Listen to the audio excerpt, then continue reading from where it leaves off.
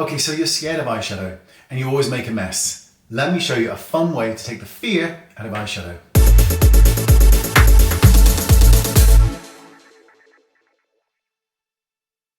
First, take a medium shadow.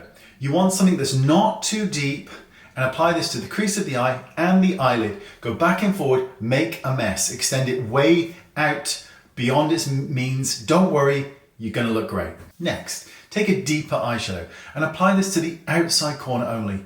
Make a mess, exaggerate it, bring it out, don't worry. Now, take a nice light eyeshadow and apply this into the middle of the eyelid and then into the inner corner and back to the outside corner. This will create a beautiful blend.